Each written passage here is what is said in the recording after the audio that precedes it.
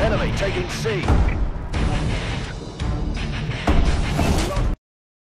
Hello YouTube, this is World War Black Ops Pro, and today I have a DNA bomb for you guys on Detroit, but as always, the gameplay is not so important. And today I'm going to talk about guys about reverse boosting because, you know, another YouTuber brought it to my attention that, you know, reverse boosting is a problem in this game, and I already knew it was a problem, but I'm just going to kind of go more into detail and why I think that while it shouldn't be removed because reverse boosting is not the problem here. In fact, reverse boosting is only a symptom to the problem. The problem is actually skill-based matchmaking.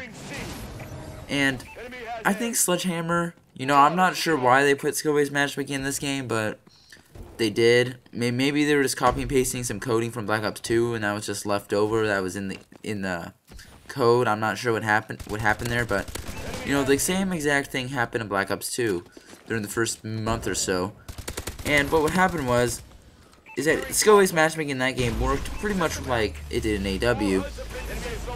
But, yeah, there was reverse boosting in that game too, where people would, like, kill themselves over and over again just to get into easier lobbies, and that happened. And then Treyarch realized that, you know, the problem wasn't with reverse boosting, it was with skill-based matchmaking itself. So they took it out of the game, and there really isn't any reverse boosting going on in that game. I've never actually seen a reverse boosting going on in that game, and I know I did get it when Black Ops 2 came out, but I didn't really pay too much attention to it back then. I didn't really even know skill-based matchmaking was in the game. I found out later. But yeah, so they took it out, and that game's much better because of it. I mean, in fact, if they didn't take it out, that game would probably be unplayable to this day. But yeah, it actually is a lot better because of that. Oh, then look at that noob right there. He doesn't even notice me. Oh, and then he gets me a triple. Yeah, so yeah, reverse boosting is definitely not a good thing because, you know, it is always annoying when you have that one person on your team who goes like 0 and 200. I mean, I ran into some guy the other day who was reverse boosting. He went 0-86, but that was because he was using frag grenades, and as you know, frag grenades have a fuse and they take longer.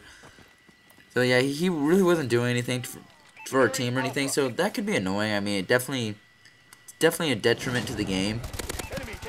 But I don't see how Sledgehammer is just going to reverse people for or I mean ban people for reverse boosting, because as you know, Advanced Warfare has a lot of bugs, a lot of glitches, and Sledgehammer, even though they technically can ban people for glitching out of the map and stuff like that, they haven't done so. They haven't really done so, and there's a ton of glitches in this game. Like there's a glitch on Solar, like that new glitch where you can jump around in the sky and stuff. I mean, that kind of just proves to you that yeah, Sledgehammer has the power to ban, but they're not very effective at doing it.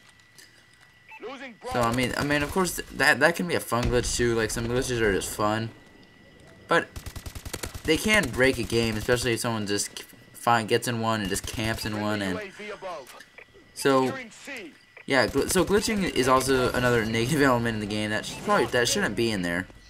I mean, sure, it could have been at least reduced if they had released like a beta for this game, or they at least tested it a little bit more. But you know, they didn't. So of course, there was a buggy launch, and also the exosuits. You know, you can reach places you couldn't reach before, so there's a lot of spots where they haven't put invisible walls yet, and that's where they need to do it. They need to put invisible walls in glitch spots. So, I mean, reverse boosting would go entirely away if Sledgehammer took out the skill-based matchmaking. And you know, so there's a few people like on YouTube who actually support skill-based matchmaking, and but those people are in the minority. In fact, many people, like, while they might admit that it's a good idea, they say it's flawed because there's an algorithm that pretty much just takes your KD and your score per minute and your win-loss and puts you in a lobby with other people of similar scores. So it's not, at that point, it's not really skill, and not only that, but it harms your connection because you could be playing with people who are like across the globe just because they're in the same skill bracket as you. So I definitely think it's implemented wrong, but you know, Sledgehammer, if you don't take it out soon, this game is going to just literally die. I mean, it's unfortunate because, you know, a lot of casuals, they get on this game and, you know, that they just want to have a good time. They just want to have fun with the game. I mean, they're not necessarily going for gameplays.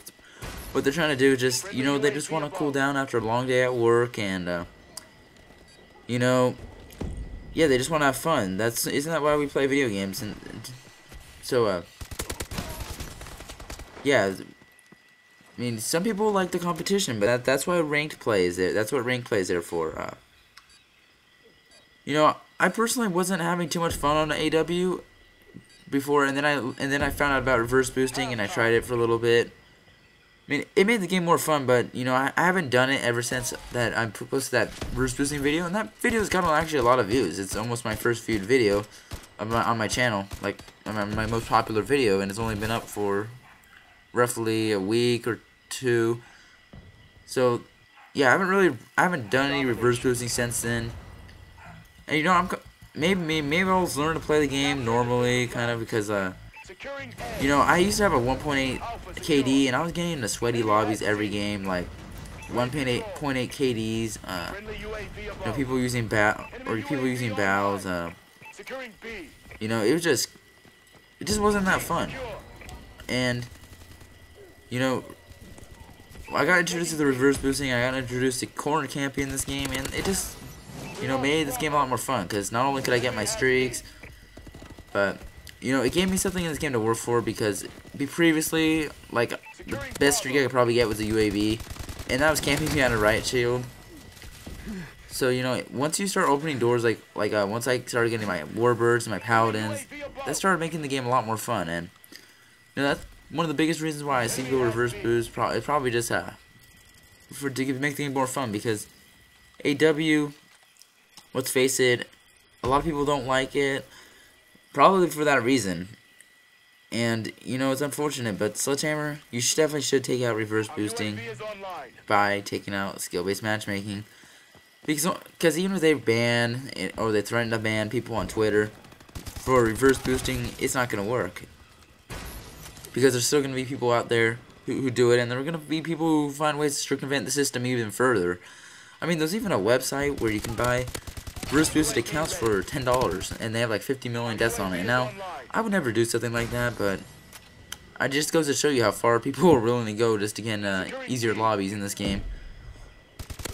So, yes, reverse boosting does break the game, but, you know, it's not going anywhere anytime soon. I don't see people just automatically just stop doing it unless Mike Condry and Gun Schofield on Twitter, they say that they're going to take it out, or some big YouTuber says they're going to take it out, or they did take it out, and then I see the reverse boosting subsiding. I mean, it's not a good thing. I think we can all agree about that. I mean, it's not a good thing just for someone to sit at the back of the map, blowing themselves up with a launcher all game, and like essentially taking up a spot on your team. So maybe you're down a player because of that. It's not fair for your team. It's not fair for anyone really. It's not even fair for the reverse booster, because Sledgehammer's forcing them to play like that.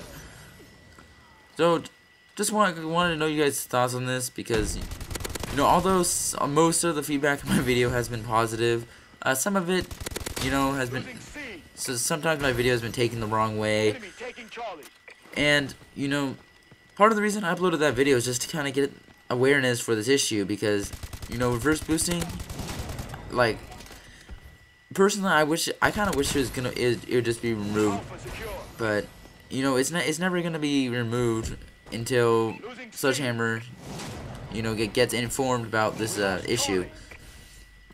I mean, that's the way glitches work too? Like, glitches don't become well known until they start, like, people put tutorials on YouTube about how to get into the glitch, and then Sledgehammer sees that, and then like, okay, we're gonna patch this.